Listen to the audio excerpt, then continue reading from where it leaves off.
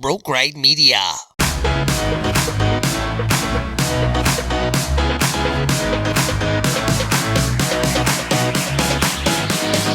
You're now listening to The Straight Shooter Show with your host, The Straight Shooter. All right. Welcome to The Straight Shooter Show. We appreciate you taking the time out of your day to spend with us. It means a lot to us. I just wanted to talk about this. I mean, most people that are watching this probably follow me on TikTok, and you've probably already seen all of the nonsense that was going on Friday. At lunch, I saw this video. It was one of those tell me about something that seems totally, it's totally normal, but just doesn't seem, right. And so I sat there and, ate my lunch and thought about it for a few minutes. And I thought, what is something that is ironic? And one of the first things that came to mind was the whole, I got to take a drug test every now and then, to keep my job. But, somebody who is receiving, government assistance does not have to take any kind of drug test to receive that those benefits. And I thought that's kind of ironic. That'd probably be a pretty good topic. And I thought, before I even posted, I thought, well, there might be a little kickback, because I'm sure there'll be a few people that don't agree with that. But an overwhelming majority, I would say, did it. They agreed with what I said, but so many people, I couldn't believe, took that so offensively. They tried to turn it as that I was, I hated poor people, that I had a problem with welfare, which I don't, because I understand welfare has its purpose. It has there's a need for it. But I just couldn't believe some of the comments about, like, for example, well, it's to feed the kids. The welfare is to feed the kids, and you don't want those kids to suffer if mom and dad make the mistake or bad choice or use drugs or whatever. And I agree with that wholeheartedly, but I put out another video saying, well, okay, so you don't want those kids to suffer, that their parents are on government assistance, but if a guy is going to work every day and he likes to smoke some marijuana and gets popped for a drug test, he's going to lose his job. So his kids are going to suffer. So why? It doesn't change the argument. It's still ironic. And again, I'm not trying to, change legislation. I know that they've already tried, to do drug testing for, government assistant people. And apparently it costs too much money. I wasn't trying to I was just making a TikTok video, for crying out loud. But the number of people who only hear it one way, they cannot hear, any other way. It's that you are attacking us. You're attacking me personally because I'm on welfare, or I was on welfare. And that's just not the case. But it's just amazing to me how many people, when they hear something and they hear something in a video, not just this one, but lots of videos I've done, and people, they twist everything you say and try to make it that you are attacking them, or you're attacking their character, or it's just crazy to me, the whole TikTok thing. And it doesn't bother me, it doesn't faze me that, if somebody wants to unfollow me, that's doesn't, whatever, I don't care. But it is just weird to me. And I think that it's interesting. It's interesting as time goes on to see how people react to certain things that you put out there. Yeah. I'm sitting here thinking of the word like phenomena, because it's something different. Like, it's what blows my mind about situations like that is the conclusiveness that people draw based off of one sentence that you say. Yes. You see what I'm saying? Like, if you say this, then you're this. Yes. Or if you were to say something about black people, then you're racist. You see what I'm saying? If you say something about welfare, then you hate poor people. You see what I'm saying? Like, based off one thing. Now, like, for example, in a criminal court, right? You can't just go into a criminal courtroom and say, this guy had a knife in his hand a block away from a murder. he's a murderer. You Right. can't say that. Right. You can't say that, or that guy says, I want to kill somebody. Well, he's a murderer. Well, no, he's not. You can't just take one sentence and convict somebody of something. Right. You know what I mean? That's why we have a court of law, because people tend to want to do that, is to convict somebody based off one thing that they say. And I have found that it is most certainly when you say something on the internet, you put out a video, if whatever it is that you say, they have some kind of personal experience with that topic, whatever the topic is. If you are not 100% in line with their thought on their situation that they had 10 years ago, if you're not, you're the enemy. Yeah. That's it. Yeah, it's ridiculous, man. It's just, I don't know. People are looking for a reason to be mad at people. Yes. You know what I mean? That you've seen that Scott D. Henry guy Sure. on, and he takes that stuff to heart so bad. But I notice him only responding to the bad comments on there. You know what I mean? And then he posted a video the other day where he was crying and super upset about somebody getting mad at him. It's like, literally, you're never going to be able to get away from that. You know what I mean? I worry for him. I mean, he's got a large following, and he has a lot of people that just love him to death. Yeah. But he's put out so many of those kinds of videos where he is emotional and upset about what people have said about him, that he's got to get some help. And I don't mean that negatively. He needs to get some help so that he can handle, or he can't be in the position that he's in. If he's going to continue putting out media to the world, to bulk amount of people to the world, he needs to get his mental health under control about it, because he does not handle that well right I wish now. he would reach out and talk to me. If he would reach out and talk to me, I could help him. Yeah. Scott, he doesn't follow. I follow him. He doesn't follow me. But Scott, if you ever see this or hear this, reach out to me. Yeah. I'll help you out, buddy. Yeah. I will help you ignore these people that say shit. And you can't help. I don't think he's the type of guy that it'll probably always bother him a little bit, but he's got to develop some sort of routine or something for him to forget about it quickly, because he seems like he's very emotional type person. Well, I mean, I think that's how he really built his following, is that he is an emotional guy and, very in touch. I think that people view him as he's very in touch with his emotions. Yeah. And, he's a sensitive, happy guy, most of the time. And that's how he built what he's got. Yeah. But you have to have some limitations there on how you react. Does it bother you a little bit even just a little bit when you get hate comments? It did. It used to a little bit. Yeah. I've only had one comment ever that just really, really fired me up, and it was directed at my son.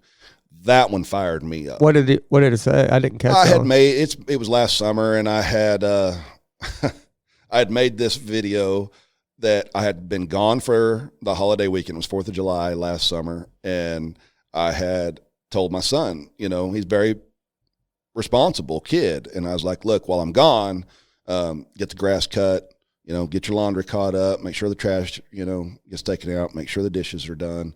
I just kind of, I didn't write nothing down. I just said, look, get these things done, because he was going to be home for the weekend. And I get home, and then granted, he didn't have any football that week. 4th of July week, there's no practice. And so I get home, and none of that was done. Well, I got home on probably a Monday morning. Yeah. He was at practice when I got home, and he had not done any of that stuff. Yeah. So I made a video saying, I told him to do this, this, this, and I showed videos of stuff he did not do that I had told him to do. And I said, well, he's at football right now, and the last thing he's going to want to do when he gets home is all this stuff. But he's going to do all life this stuff. Lesson coming up. Yeah. And in the video, I said he is an amazing, responsible, kid. This guy commented and said, basically, he's not responsible. He's not amazing. He's lazy, and he didn't do what he was, I don't remember how he worded it, but it was very derogatory, and it really sent me over the edge on don't talk shit about my son. There we go with that conclusive behavior. Yeah. You put one video out of one situation Yeah. talking about how Mason didn't do those things. And then boom, conclusion, your son's lazy. Yeah. What? And I did this response video to his comment, very angry, and I don't normally respond. Even when somebody irritates me, I usually give them a smile response, I've never seen you mad, so I didn't see that one. But I gave him a very angry response video and laid out, this is what my son does. He does work, this many hours. He spends this many hours in the weight room. He plays football. He keeps straight A's. He goes to college while he's in high. I mean, I went down the list of all the stuff that he does. And the really funny thing is somebody had commented on the video to that guy and said, you probably don't even have kids, to be making a comment like this. And his response was, I do. I have a son and a daughter. They are both amazing and responsible. And they're that way because I was hard on them when they were young. And I responded to him and said, so I was hard on my son for not doing his chores by making him do all that stuff as soon as he got home from football practice. So why would you have to be hard on your kids if they weren't just naturally amazing? Right. So if you were hard on your kids, there had to have been a scenario where they jacked up and you had to correct it. Yeah. Yeah. But his kids are amazing. Mine's not. Yeah. Yeah. Yeah, my kids too. My kids came out right away just knowing what to do. Yep. They've always done the right thing, Yeah. And just being a parent's easy, huh? Yeah. Watch his kids be pieces of crap. So there's something wrong with those people. It's like I don't necessarily feel sorry for them because at the end of the day, you should have enough self-control not to talk shit on the internet. Like you can't help if you have thoughts like that. But the fact that you took the time to put a comment down on somebody that you don't know and you don't know, like you're literally putting down a kid that you don't know. Yeah. And you're willing to put that says way more about you than it does anybody else. Yep. You know what I mean? You're a miserable human being if you're doing that. Because have you ever been, I'll admit it, I may get some hate for this, but sometimes I'll be in a bad mood and I'll be scrolling through TikTok or Facebook or something. I'll see somebody post something and in my head, I'll think of something hateful. But I have never once wrote down something hateful and put sin. You might be in a bad mood, Sure, I've thought things, but I'm not going to open that can. No, hell no. Because, like I said, you have to have some self-control, and you may be wrong. You probably are wrong. Whatever you're thinking in your head about that person, if you don't know them, you're probably wrong. I've got people that I follow, that I message on TikTok, that I message back and forth with, that I have seen put out videos that I wholeheartedly disagreed with what they were saying in a video. Their stance on whatever it was a complete opposite of how I feel. Yeah. I didn't unfollow them. Nope. I didn't talk shit to them on their video. I'm like, well, I don't agree with that. Swipe. I'm on to the next one, because I may agree with, 90% of the other stuff that they say or do. And even if I only agreed with half, I might still not. But if I don't agree with anything that somebody says, we're probably not compatible and we're not going to follow each other. Yeah. But if somebody has a different point of view on various things, it does not make me want to be hateful to them or not have anything to do with them. They're entitled to that. I follow this guy on TikTok, and his name's Zach Galloway. Yeah. And he does flashbacks of when he was in prison, and he does characters. And I genuinely believe that, this reminds me, I need to go follow him back. But I seriously think the guy could be a sitcom writer because he does flashbacks and he plays all the characters himself of the people that he was in prison with. And I know for a fact that not every detail in those flashbacks that he does is true. Right. Like there's no way. But the fact that how he orchestrates the whole situation is the guy could write for a sitcom. It's funny. Right. Well, so just to explain this situation, his boyfriend is a woman that is transitioning to a man. So, but he calls him. It's a him, right? Well, because it's transitioning to a man. Right. But calls her his boyfriend because used to be a girl, but now it's a boy. And she is very left wing and has all these thoughts behind her. Well, so is he, right? And so is he. And he gave her his phone for a day, and she did all the content on there. And she was posting very controversial stuff and stuff like that, and all this political stuff. I stay away from politics completely, right, left, everything, right? And she had his phone for a day, and I unfollowed him for that day because I did not want to see that stuff. I don't like having that stuff on my feed. I need to go follow him back because now he's back to doing what he does. But I forgot what the point was going to be in this situation. But if you don't like somebody, don't be hateful. That's the point. Don't be hateful. But you can unfollow them. You see what I'm saying? Just unfollow them if they're not posting stuff you like. And you can't hate me for the stuff I like and don't like. You see what I'm saying? Because everybody's different. That's why the country is literally divided in half, is because we all have different views. And then we try to push our views and say we're right when nobody's right. Everybody's wrong. Except me. Yeah, except Jason. Jason's always right. But anyway, I got an email for you. You wanna?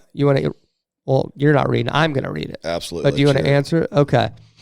This is from Jacob Wagner. How do you say Wagner when it has two G's in it? It's still Wagner. Wagner? No, it's still Wagner. The second G is silent. I literally hate the English language. Wagner. Okay. Or maybe it's the first G that's silent. One of them. One of them silent. Yeah. Okay. Wagner Trucking is two G's, isn't it? I have a terrible thing where I pronounce every letter in the English language, and it's going to be hard. Jacob, I'm going to blot one out with my finger there. Jacob Wagner. He says, what do you do when you become friends with someone for a year or so, and then you start getting feelings for them, and you tell them that you like them, and they say they aren't ready for something serious right now? Well, I mean, I've done videos on that before too, basically. I mean, people always want to know, should I tell my friend that I have caught feelings? You've already done that. And so I can't tell you exactly what you should do because this is not a one-size-fits-all deal. Your emotions matter. If you're able to maintain that friendship and not put any pressure on them or on her to, enter into any kind of romantic relationship, I would continue to just be friends with her and show her who you are and what you're about. Make her fall in love with you, or try to. And I'm not saying she's gonna. I mean, she may have a very specific type. She may have a very specific look that she wants, and maybe you're not it. So if you want to continue to pursue, I would pursue it as I'm your friend, but be prepared that ship may never sail. And it's going to be tough if you maintain that friendship and you're not it for her and she finds somebody else. Are you going to be able to, if you've really fallen that hard for her, are you going to be able to, be around them? Are you going to want to watch her with somebody else? One surefire way to make sure it doesn't happen is to be too pushy in this situation. Yes. Am I wrong about that? Like, if you're too pushy, even if she might have a little inkling of a feeling, that's going to push her all the way out. Yeah. I would definitely, when I say maintain that friendship, don't be at her beck and call for sure. Be busy, have plans, be her friend, but don't always be available when she wants to do something or when she calls. Don't always answer.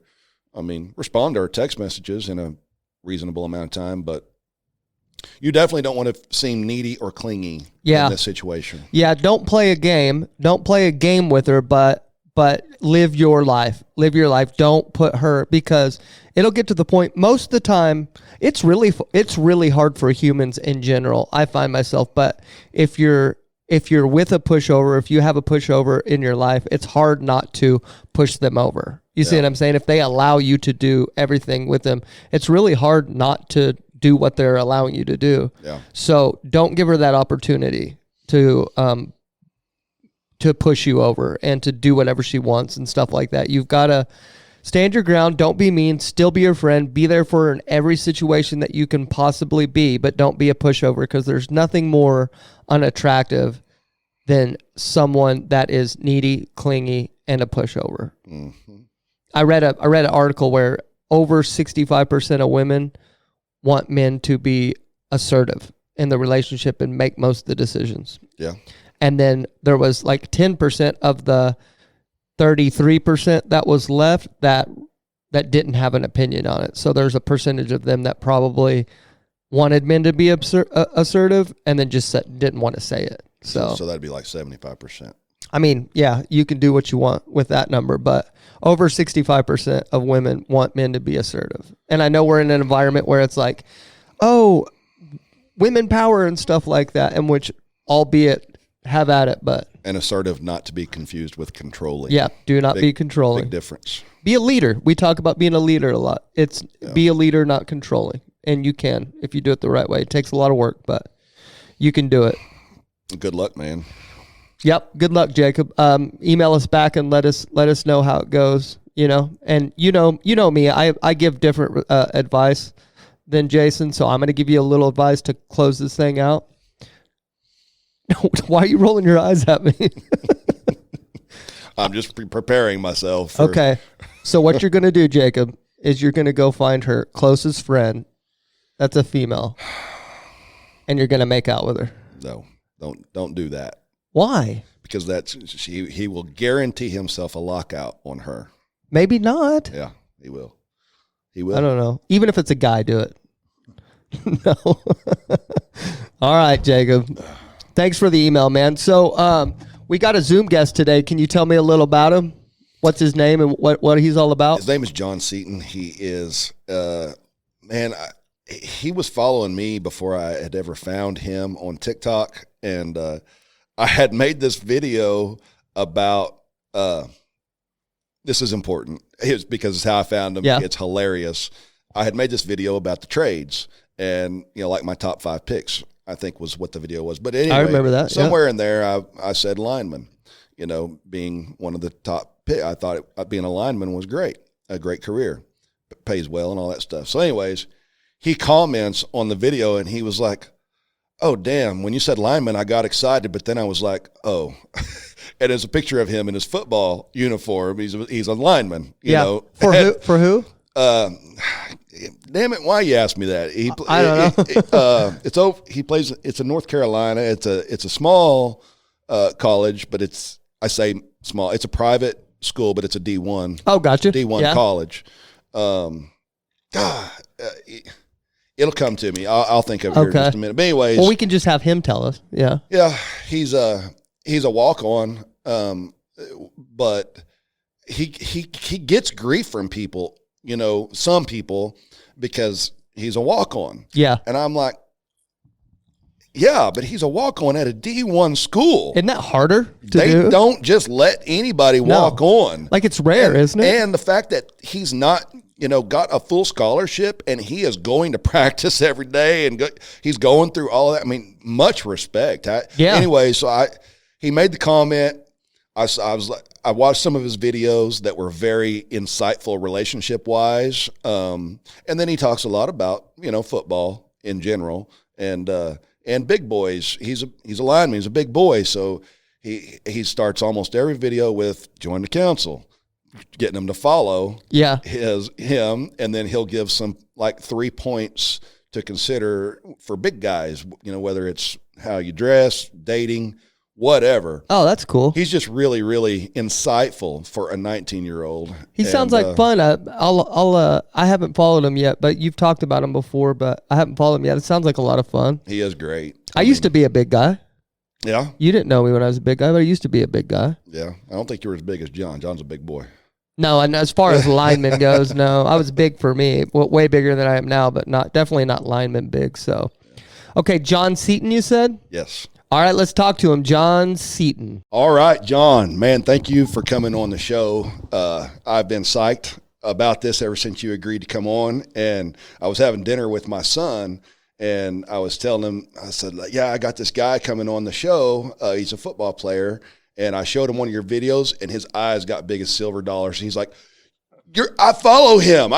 You're going to interview him. He got so excited. So he'll be pumped to watch this episode as well, I'm sure.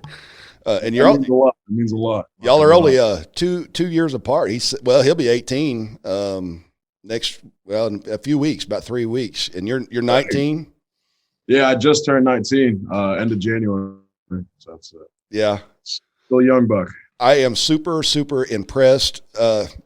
First of all, I want to tell this short story. How I found you was you were following me, and I'd made that video about the trades, and I said, the being a lineman was one of the trades that I was recommending, and you made the comment. You were like, "Oh, damn!" You said lineman, and I got all excited for a minute.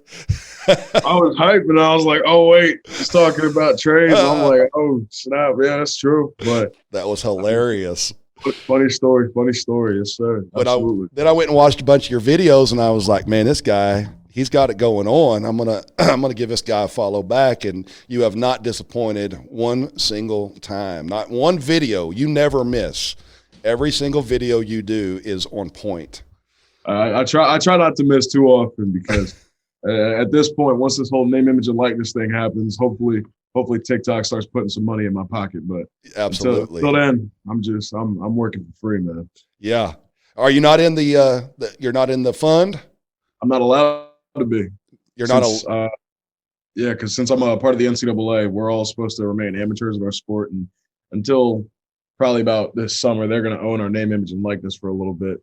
I got you. I'm really I'm working for free now. I got you. They're trying to build a platform, so once I am allowed to profit off myself, it'll be much more worthwhile.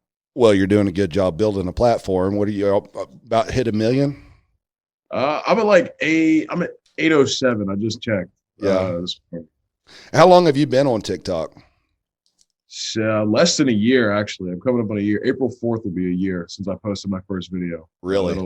That's gonna be a fun day. I'm trying to figure out what I want to do for that, but at this point, I'm just trying to steadily grow, because as a lot of people say, the quicker that you come onto the scene, the quicker you're gone once you're gone and once you run out of stuff. So I'm trying to keep the slow, methodical build going so I can at least post content through whatever medium it is for a long time. Right. Let's talk about your we're going to come back to TikTok. Let's talk about your high school career. You're in North Carolina right now, right? I am. I played high school ball in Jersey. That's where I'm originally from. I see. And how was y'all's team? Was your team successful? We were decently good. We went to a state quarterfinal every year I was in high school. So I mean, it's not too much to write home about, but it's also like you could never say that we were a bad team. Right. My senior year, went to a semifinal, ran into like one of those just teams that are super just on fire and full of they had like probably 5 or 6 FBS caliber commits on the team already, and they were juniors. Wow. So, I mean, props to those guys, honestly. But my high school career, it was fun. Overcame a lot during it too, but I'm just happy to have made it to where I'm at now. And so, it starts with an E. Your college, right?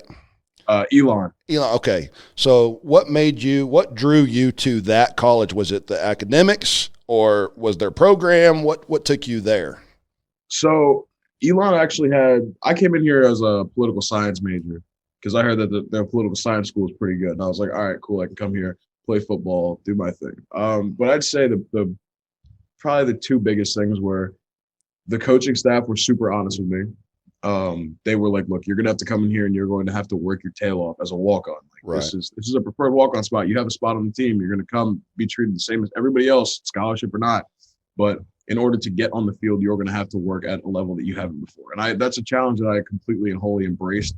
And that's one that I've tried to hold in my core set of values even before high school, because going into high school and everything like that, there was a lot of pressure for me to go to like a private school, like when it was big time, like funnels into the NCAA and stuff like that. And I was like, look, I want to forge my own path. I want to be able to put in the work and be proud of something I did and not be a product of a system, but use the system to be a product of myself. If that makes any sense. Makes total sense. Total sense. And then, so that kind of just led to me being like, all right, went to public school, went to my hometown school. I'm like, we're gonna change something around here. We're gonna improve the culture. We're gonna do what we have to do.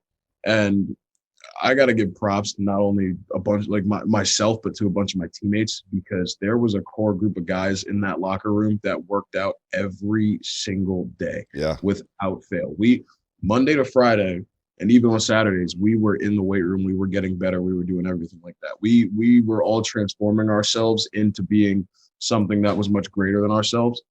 And I started off my high school freshman year. I tore my ACL. So that was a big setback. So then sophomore year, I came in at like 350 from not being able to run, not being able to like work out and all that kind of stuff. So that was also a setback. So between junior and senior year, I actually ended up dropping from 350 to 270. And then my senior year, just it came and played well enough to end up or get an opportunity at the Division I level. And I'm happy to be where I'm at, but I'm also still hungry for so much more. And where are you at right now, weight wise? Right now I'm like 295. Is that where you? I'm only playing one way, and put on a lot more muscle than when I was a senior in high school, which is good. Yeah, I can tell you, my son and his buddies, same thing with the weight room. I mean, 6 days a week, they were pumping. You know, I mean, they lived it, breathed it year round. It wasn't just football season. I mean, and even now that football's over, they are all still just, you know, grinding, pumping, you know, trying to be better. And I respect that so much for anybody, but young people that keep that commitment is just so impressive to me. For sure. I feel like one of the biggest lessons, just life lessons overall, that this sport has taught me, it's not really relating towards sort of being a good player, but I feel like overall in life, football has taught me to methodically work at something and keep chipping away at it, even if there's no end goal in sight or light at the tunnel, to just almost make your own light at the end of the tunnel, if that makes sense. Kind of sort of like, I go and I work my tail off daily. I go and put in extra work, and I know that I might not know how it's going to pay off. I might not know when it's going to pay off, but I know that the quality of work that we're putting in, it's going to pay off at some point, and it's going to pay off big. Yes. And that's probably partially, I mean, you put out amazing content, but that's partially why you are successful in this realm, in TikTok world, because you've got, you know, somewhat of a plan, and you just keep chipping away, putting out the content. And a friend of mine has told me the same thing about me. He's like, you know, you just keep putting out that content. And, you know, I'm not anywhere near you on the following level, but I mean, I don't quit. I just keep putting out content, you know. Hey, you've inspired me before, so that means a lot, hearing that we have the same sort of mindset when it comes to content creation. That's really cool to hear. I no doubt, beyond this interview, this conversation right here, I want to maintain a friendship relationship with you.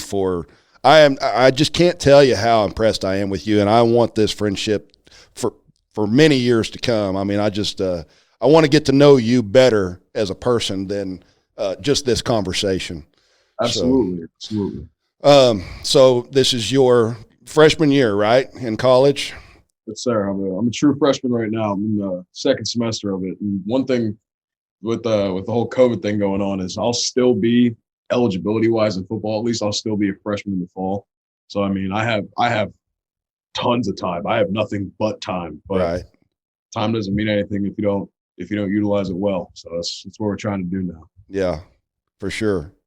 I want to talk about some of the hate that you get on TikTok with these jackasses. Oh, he's a walk-on. Oh, I don't give a shit if you are a walk-on at a junior college. Somebody is putting in the work, and they are going to practice every day, and they're lifting, and they're going to school. They're doing something. They're doing a lot more than typing on their phone. Oh, he's a walk-on. That irritates me to no end. And you always handle it real well, but it probably gets under my skin more than it does yours.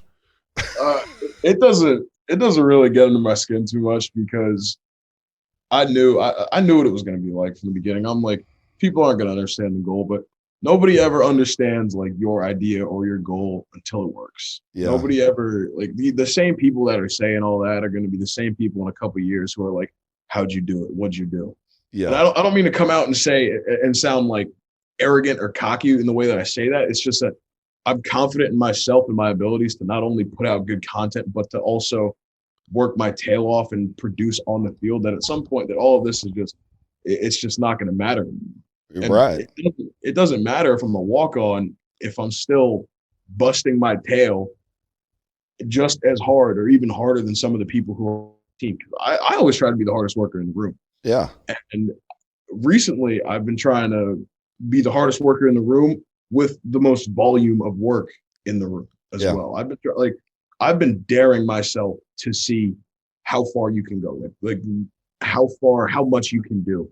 And of course it comes in with recovery and stuff like that. But I've been on sort of a we'll see kind of mentality. It's like, we'll see who's still standing when everything gets tough. We'll see who's been battle hardened through a bunch of time alone in that weight room. We'll see who the extra work, we'll see who's going to deal with it in the fourth quarter when the extra work's really starting to show its ugly head. Like, all that kind of stuff and hate will never bother me. Yeah. It's some of it's funny. Some of them are genuinely funny comments, but when people are like, oh, he's just a walk-on, my response internally is, yeah, I am a walk-on. We'll see when going gets tough who's taken their experiences and who's been through it and who's been through a lot before and who's ready to take on whatever challenge is there. And we'll see who's sitting behind a keyboard, hating, wishing that they were in a different position than they are right now and complaining about their life. That's my internalization of it. Externally, I don't say anything. It is what it is. Well, look at where you're at right now with, your career in football from high school, your mentality, your mindset. Even if you play football all the way through college and you thoroughly enjoy it, it's something you want to do anyways. So you get that experience of doing that, what that's going to do for you, when you get out of college. I mean, it develops you into who you are. And so, you're headed down the right path, regardless of what happens with your football career. You're being molded. You're being molded, and every year, every practice molds you into who you are. So absolutely, it's outstanding. Thank you. What was my next question? I try not to write down questions when I'm doing these because I want it to be as authentic a conversation as possible. But then sometimes I have brain farts like this, and I lose track of what I was going to ask you next. Well, I have a question for you. My name's Zach, by the way. I'm the producer of the Straight Shooter Show. I've been sitting here because I haven't followed you before on TikTok. You haven't came across my For You page, but I'm sitting here just astounded at, like, where do you get this from? Was this your parents, the drive, the commitment, the ambition? Did your parents instill this in you, or did something bad happen to you? What caused this? So I think that I kind of developed this drive and this ambition from a host of different places. My parents definitely did instill like a work hard kind of mentality in me. That's for sure. They always made sure that I was putting other things before football because football was never going to be forever. They've been more so in a way supportive of what I wanted to do instead of trying to steer me towards what they think I should be doing, which is something I really appreciate. Yes. And I think the biggest lesson that they instilled in me, and like, I'll get into some other stuff after this, but like the biggest lesson that they instilled in me is forging your own path is going to be hard, but doing anything in your life, in your whatever many years on this earth that is easy is not worth what you want out of it. It's not worth it to live a cookie cutter life. I don't want to sit there when I'm 70 years old, sit there staring at a TV screen thinking, wow, I did exactly what my neighbor did. I did exactly what the person 3 doors down did. I did exactly what everybody in this development did. I guess the internal drive though is something that really just came from me. That's one thing I will take pride and credit for myself, is that the only way that you can have such an internal drive and motivation is if you make the conscious intrinsic decision to do it for yourself. You can't have it from anywhere else. It can't come from another person pushing you, because when that person is gone and when that person isn't right next to you in every workout, you're not going to be going as hard. For me, it's like I've almost been trying to dare myself to do more and do better, regardless of what it is, in a sense, if that makes any sense, or if that answers it in a way. For sure. When it comes to your videos that you do on TikTok, you always say join the council, and then you are, which I love that line, man. That was genius, if I don't say so myself. But you always give the advice for, like, dealing with a breakup, or how to approach a girl, or how to deal with a girl, or how to dress as a big boy, or whatever. What gave you first of all, where did you get all the insight when it comes to relationships at such a young age? And then secondly, what gave you the idea for join the council? Let me know what you think and the advice that you give. All right. So, fun fact, I did, we're in the process of trademarking Big Boy Council, which is cool. So I'll own the phrase in a couple different classes. But really, from like all this relationship sort of insight, He froze. Other people complaining to me about like what's going wrong in there. So I'm like, all right, listen. There are certain things that work, certain things that don't. I also attribute part of this to my parents, because they taught me how to treat girls well. They taught me how to treat people well, and they taught me how to stand up for myself if something is wrong, without coming off as just rude or mean or anything like that. I guess also learning how to, like, spending a lot of time by myself in general really did teach me how to just essentially, I'm trying to think, because it allowed me to get to know myself a lot more. Yeah. And knowing what my values were, and knowing what I would want out of a situation. So I feel like people for some reason value what I would want out of a situation. So therefore I project it, and whoever decides to listen, whoever doesn't. For the whole big boy outfits kind of thing, is being a bigger dude and having clothes that fit you well, and having a variety of clothes that fit you well, is hard. It is almost impossible. It's something that you have to spend hours upon hours looking all over the internet. So I felt like, I was like, all right, I've looked everywhere for clothes. I've found clothes that fit, clothes that don't fit. I've had all these websites and all these different sort of things in mind, and I put that out. It's just almost kind of just like a we'll see and fire and forget kind of thing, and then it works. I mean, there was a little bit of luck there, but also it was just I guess a culmination of my experiences and just putting them all together in an easy to understand format and just letting them go. And the join the council phrase, where did that come from? I don't even know. Oh, because so there was one video when I was back at home in like November where I was like, oh, I'm exposing one of the big boys' secrets, where how it's this little gut suck to give yourself a little flat stomach look, and I was like, the council gonna be mad at me for this one. After that, it was just sort of like the council, big boy council, and then it just kind of went together, fit together like Legos. It was cool to see. Okay, so I don't know if you've ever seen that bar guy that has the GFC, account. He sells a ton of merchandise, and all these people have these hats that say GFC across the front. Yeah, bar none. Bar none. Bar none, right? He says I'm not going to say what the GFC stands for. Yeah. I keep it pretty clean here, but you can imagine. Yeah. At any rate, his whole deal is join the GFC. Are you part of the GFC? And he tells people, he's like, it means Great Friends Club. And so that's not what it started out meaning. But at any rate, tons of people on TikTok have this guy's hat on. And I'm like, because it's a club, they feel like they're part of the club. And I've been thinking, I need a club. What can I call my club? The Straight Shooter. I need something so that I can get people like the council and the GFC. I need homework. Okay, while you're doing your homework, I want you to help me think, what can the Straight Shooters Club be, and then maybe I'll roll it out next week. Hey, you can call it the shooting range. I'm not gonna lie. Whoa, shooting range. Whoa. Off the hip, he came up I with like that. I kind of like that. I really do. I think I could work with that. That's perfect, dude. The shooting range, man. How'd you come up with that off the hip like that? I don't know. I was like, you could really just take it like, hey, don't forget your membership to the range or something like that. Something along those lines. Man, I like it. I'm gonna do something with that. I might not even wait till next week to roll it out. I may do it later today. he's gonna do it today.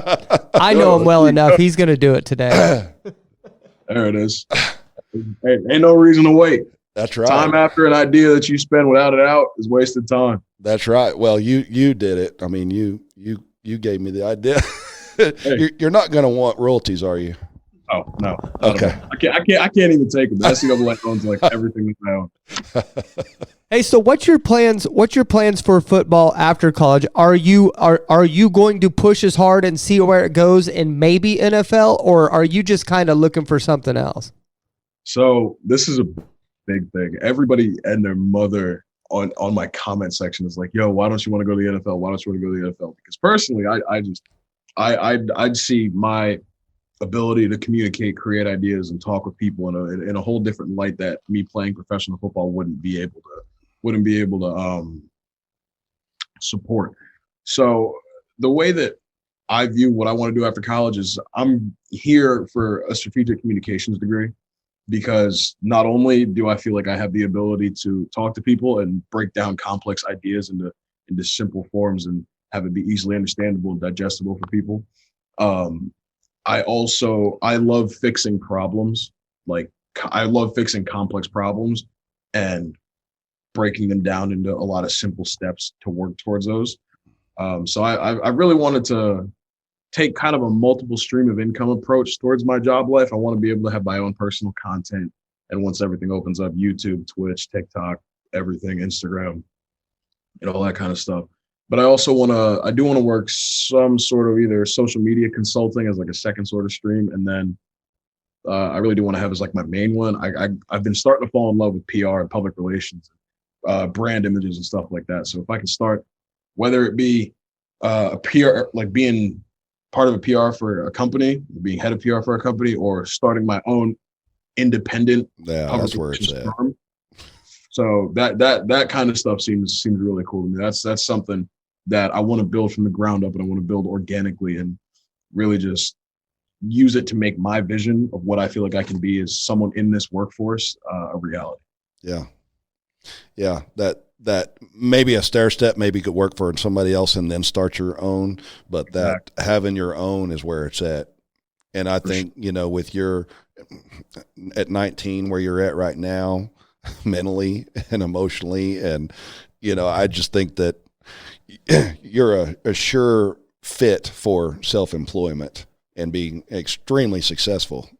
I appreciate that. I try not to live the same life as a lot of the kids who go to school here. I don't really go out ever, to be honest. I'm more and so in like a place in my life where it's strictly business and like strictly what I have to do, because fun in college is a lot different than fun with $500,000 in your pocket. It's two completely different levels. Fun in college is sitting in some random dorm room that was built by somebody else and is named after somebody else, to like it's a bunch of kids sitting drinking in a circle.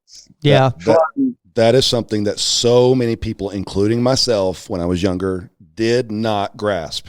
And I tell my son all the time, I always do that saying, and I think Oprah Winfrey actually might have been the first one to say, I don't know, but I know I've heard her say it too. But that whole, you got to do what you got to do before you can do what you really want to do. And That's what that comes from. If you buckle down now, you're going to have so much more fun later versus party right now and still be doing the same thing 15 years from now. 100%. Because like my whole reasoning for what I'm like, because it is hard to like stay in here on a Friday night, Saturday night, get homework done. It's hard to do that. But sure. When there's also something about like achievement in general, which is really attractive to me, which is like I want to do what I have to do now because I want to see how far I can take what I want to do later in life. Yeah. And like I was saying before, fun in college is just sitting in a circle with someone who either had a fake ID or who was 21, who bought alcohol for a bunch of kids. Yeah. The fun that I want to have is looking at my wife someday and be like, hey, let's take a vacation somewhere, like right now. Right. Like, pack it. Let's buy tickets. Let's go. I want to be able to have that kind of financial freedom to do that. I want to be able to take a vacation whenever I want. And I want to be able to love what I do, of course, but I want to be able to step away from it for a second, have it be self-sufficient, and then be able to come back and continue right where I left off. Right. So you don't want to own a restaurant. Not at all. I would definitely be invested in it. I'll be an investor in a restaurant or in a startup chain or something like that. But I would definitely not want to be a hands-on owner of a restaurant. I said that because I was raised in a restaurant for about 7 years when I was small, and that cannot operate without the owner. You know, I mean, unless it's a chain, and then you've got a manager that is paid the big bucks to make sure you can't. So you're married to a restaurant, and I'm with you. I want something else too that it can take care of itself for a few days. Yeah, like I want to be able to have someone come up and be like, "Where's John?" Oh, yeah, he's in Japan right now. He'll be back next week. I'm like, and that seems like it's really cool to me. That's something I want to do because all those kind of experiences are experiences in which I want to have, like just exploring cultures and around the world. That's a whole different sector. But to be able to do that, I have to put in an unprecedented amount of work now. Yeah. And continue on a path that is, for lack of a better term, super boring in college. As to where someday I'll be financially free enough to be like, hey, yeah, tell all my meetings I'm gonna be back in a week. I'm going to Tokyo. See y'all. Like, yeah, that's one thing I want to be able to do, and I feel like that's one thing that'll be really fun if it does happen. I'm gonna have my son watch this episode more than once because of what I've been telling him all these years. I want him to hear it from you, somebody that's only a year older than him, saying the exact same thing that I've been telling him, and I want him to hear it over. And I'm gonna make him listen to it every day for a week. Well, I got to tell you something that inspired me, but I don't know if you're familiar with the Mamba mentality of Kobe Bryant. This is what started me to start a production company because I always wanted to start a podcast, but then I always thought to myself, but then I won't have any days off because I still got to provide a living for my family. I won't have any days off. And I heard Kobe Bryant say, you can have days off when you retire because if you take your days off now, then you're going to have to work until you're dead. You see what I'm saying? Like, yeah. Work right now. Don't take any days off now. Don't take any time off now. Grind now, and then you can have your days off later when the work's done. For sure. I feel the work's also a lot easier when you're younger, too. Yes. When I'm 60, 70 years old, and I'm not going to want to get up and go to work in the morning. I'm just going to – joints are going to hurt, especially after football. I'm telling you. Yeah, yep. You know, I got to tell you, John, I'd planned, I've been planning for 20 years that I was just going to work till I was 62 as a truck driver or 63 and retire. And since I found TikTok a year ago and this podcast, I've started working on my life coach certification. I'm thinking I'm going to try to retire at 57 years old. I'll have 32 years in. And I'm hoping to have over the next 10 years a very, lucrative life coach business going. I mean, I'm not talking about making a couple $100,000 a year doing it, but if I can make, replace my income with it, I'd much rather help people every day and then drive a truck, and retire at an earlier age. Exactly. That leads me into another thought process I have is like chasing your passion in life is so. Yeah, I'd so much rather go down swinging, chasing my passion than making a livable wage at a job that I hate. Yep. Like, I'd much rather, because if you look at it, Morgan Freeman didn't make it till he was in his 50s, mid to late 50s. Right. He's pulling in just stacks of money now. Yeah. But at that point, I'm like, look, I'd rather do what I love, go out swinging, go down clawing and scratching my way back or to where I need to be than to have stability but hate what I'm doing.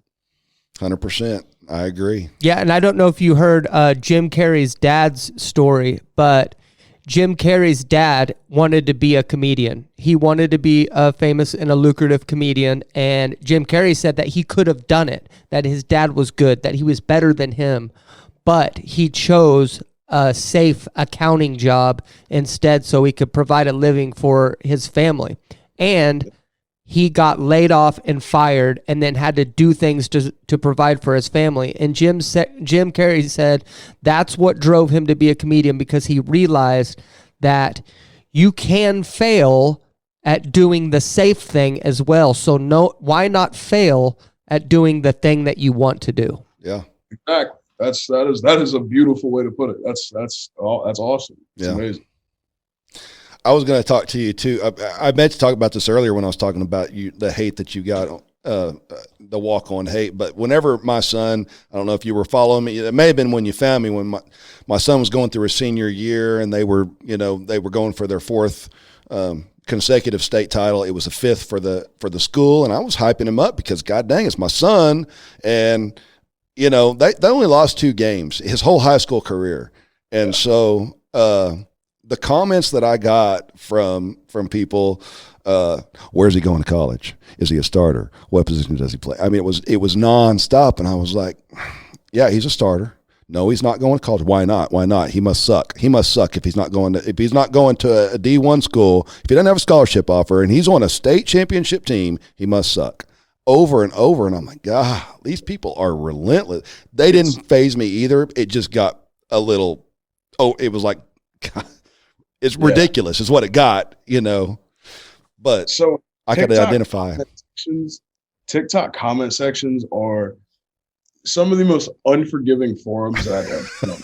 You can never be right in a TikTok comment section. That's why I don't even that's why maybe I'll respond to 1 or 2 per video.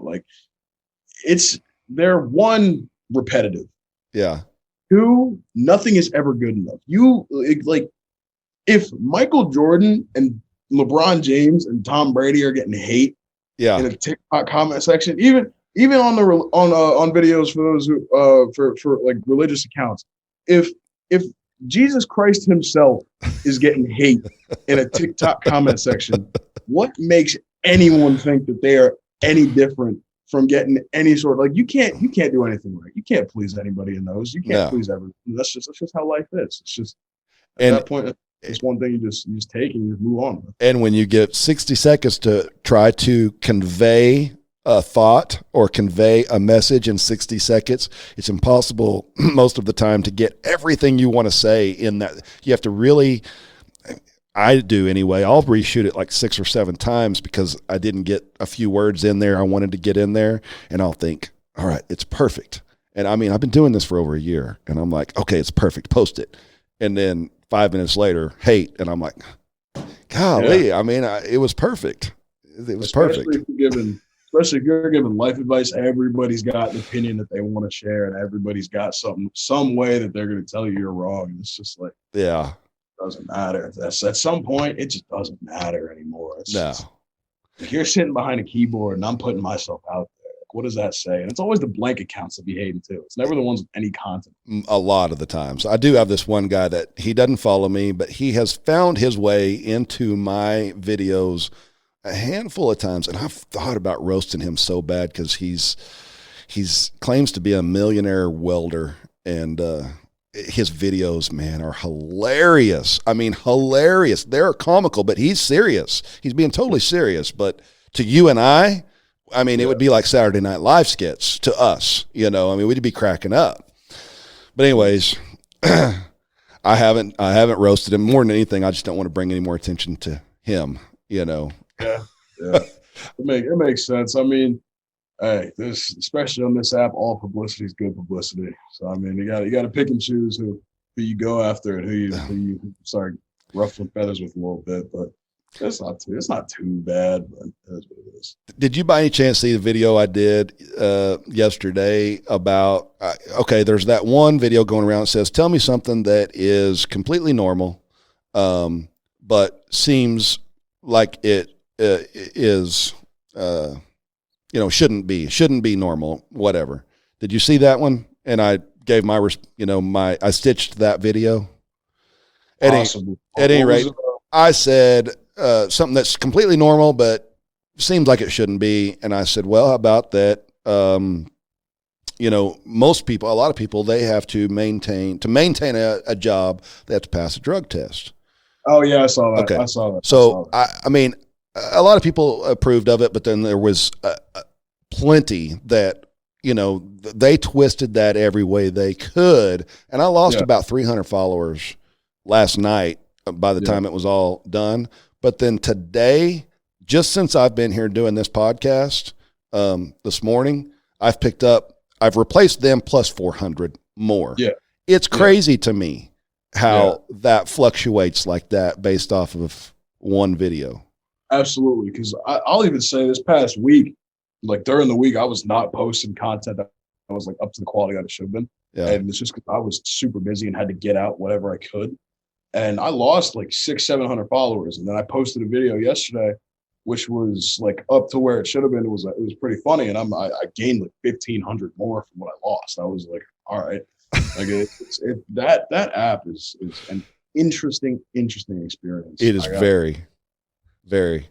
But you have really, really good interaction. I mean, I think, what would you say an average video for you on likes is? About 30,000? An average. I know you have plenty that are over 100,000, but. Average, because I'd say one for me that flops is probably anything under 20,000. Yeah. But one for me that does well is probably like 80 plus. I'd probably say anywhere from like 30 to 70 is pretty good. Yeah. Well, I don't know if I've seen your last video that you did the other day. I was looking back through your videos just leading up yesterday at lunch. I was just going back through your videos just to, get prepared for today. And I didn't find one that I hadn't hit the heart button on. So appreciate it. Probably the same with Jerry's, because whenever I see her, I'm like, oh, that's my man. I just like it real quick. All right. You got anything else for him, Zach? No. Where can everybody find you that some people might know how to find you? Where can people find you? All right. So on TikTok, it's at Jon Seaton, JonSeaton. And on Instagram, it is SEA76N. Still trying to change that name, but Instagram doesn't like me too much. So we're still moving along with that. Those are the only two main forms of social media coming up. But I will say YouTube and Twitch will be alive and well soon once I'm allowed to make money off my own name and once I own my own name. Because that is a bizarre concept to me right now. Yeah, with the NCAA thing, my biggest heartbreak was whenever they stopped allowing the NCAA to make the football games on PlayStation stuff. So that'll be cool to have that back. Yeah, they're coming back. That'll be so cool, man. Yeah, like I don't know, man. Like I know I'm significantly older than you, but you have inspired me. You've rejuvenated me. I am a self-driven person anyway. But I feel like I'm going to be even more now because of hearing you. You've inspired me, man. I just wanted to say that. Thank you so much. I appreciate that. Appreciate you guys having me on as well. John, I hope you let your parents, whenever this comes out, it'll be out Wednesday. I hope that you send a link to your folks because I want them to see this interview with you. And I want to tell your parents how I'm really, what's the word I want to use? Thank you for raising such a great young man. To John's parents, he is a joy to have around, and I'm grateful for all of you. Thank you. Appreciate you having me on. Sure, they'll appreciate that a lot. It was a great time, honestly. All right, John, we're going to wrap it up, but I appreciate you taking the time out of your day to spend with us. And I'll once we get it all done and everything, I'll do a few clips and I'll send you a couple or something. Appreciate it. All right, man. Sir, God bless. All right, enjoy the rest of your day. Take care, man. Have a good one. All right. I love that kid.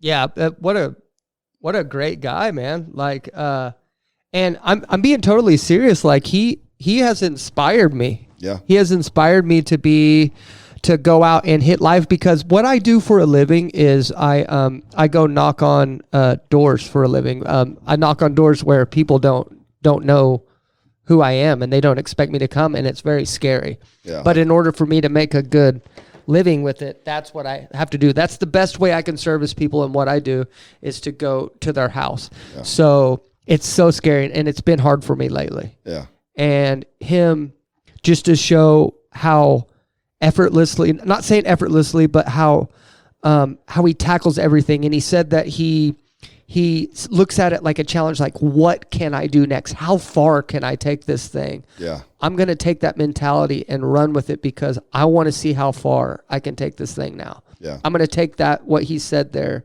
and I'm going to apply it into my life now. Yeah. And that's what sometimes older people, they don't take advice from younger kids because they're older and they've been there and done that. That's a bad mentality. I learned something from that kid today. I'm telling you right now, I'm not joking around. If he'll have me, I know he's my son's age, but I am drawn to him as a person. Yeah. And I want to maintain the friendship with him, a relationship with him, because first of all, he inspires me. He is going places in this world, and I want to be there, as not financially, but I want to be there, to watch him, fly. I want to be there to watch him succeed. Going to. I want to be able to say, when he's hugely successful, John's my friend. I've known him for 10 years. Yeah.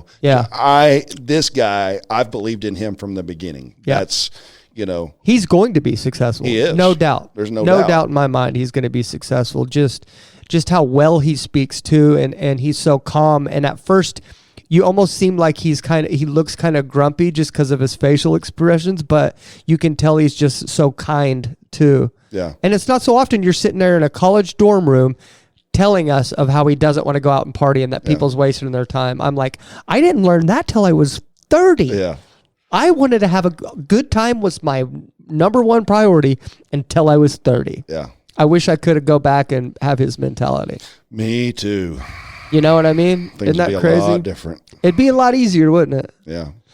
But somebody asked me on my TikTok question a few days ago, what's one life lesson that, or what's one lesson, I don't remember how it was worded, but this conversation will fit nicely for a response for that I wish I would have learned what Jon already knows at his age when I was Jon's age.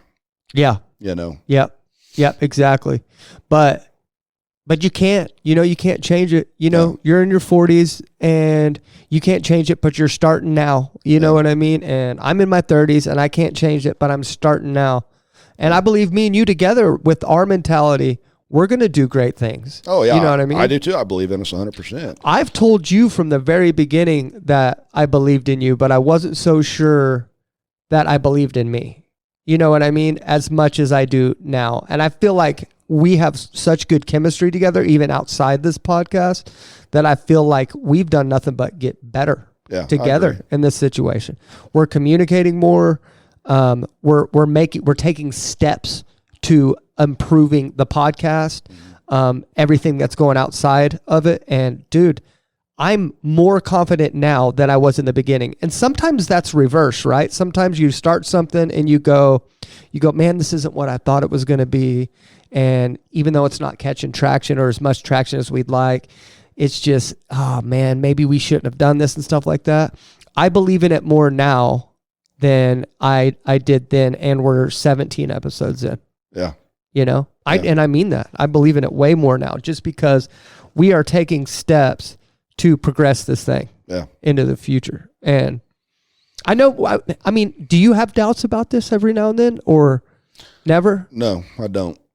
Because I know that right now we have loyal fans that listen to this episode or listen to this podcast every single week. And to be honest with you, we have enough loyal fans right now that if it never grew any higher than it is right now, they are loyal to us, and we owe it to them. I'm going to put out a podcast for them. Yep. As long as I'm able to every week. Just like that last phone call we took. I was just thinking while you were talking to that person, I was like, I love this shit. Yeah. I love doing this, man. You know, like even if we never got even a single other follower, I love this, man. I love that we can talk to people. We're communicating with people we don't know. We're definitely helping people. Yeah. You know what I mean? And I feel like this gives us purpose. I was just like, I love this show, dude. Yeah. And that's what's crazy. Is like I started this crap producing this show for you. It was your show. You see what I'm saying? And I had my own podcast before. Yeah. And I love this show 10 times more than I loved my own podcast. And I don't know why. Well, it's because I'm involved. Right. I mean, it's just your aura. You get to hear my voice. Yeah. That might be what it is. I was thinking too, I don't know, man. I love it. I love doing this, man. It's so much fun. And I know it's going to grow, though. We've just got to find out how to find the people that want to listen to it. That's the hardest part, right? Like I know there's people out there that would love listening to this show. It's just getting them to know that it's here. And that's what we would ask from you as our listeners that are listening to this. We want you to tell people about it. You see what I'm saying? Because absolutely, we don't really know how to get it into people's hands that don't know it's here and then so we rely on our loyal fans to tell people about it, that we're here and that how we could add value to their life. Yeah. You know what I mean? So, I don't know. I'm fun with it. That guy inspired me. I'm probably going to go do push-ups right now after I get out of here. No, I'm not going to do push-ups, but, I'm excited, dude. Yeah. Me too. What a great guest, man. You pulled a good guest in for once. Shoot. I've been pumped about having him on though, ever since he agreed to it. It's been a few weeks, but he had football. He wasn't going to be available till today, and I've just been real excited about it. Yeah. Yeah, I'm excited. I'm actually going to have you, because I was looking for him while he was talking and I couldn't find him. So I'm going to actually have you let me find him so I can follow him, because that kid inspires me, man. And make sure you put his information in the notes. I will. So Jon, thank you for inspiring me. Thank you for what you do. Thanks for coming on the show. We love you, dude. And we are so excited to see what you do in the future. And then when you talked about going to Japan earlier, I also want to go to Japan. So take me with you. All right, let's get out of here. It's been a great show. Also for me, thanks Jon and Jon's parents. And you guys may not always agree with everything that I say here, but one thing's for sure, I'm always going to shoot you straight. You have been listening to The Straight Shooter Show. Come back every Wednesday for new episodes.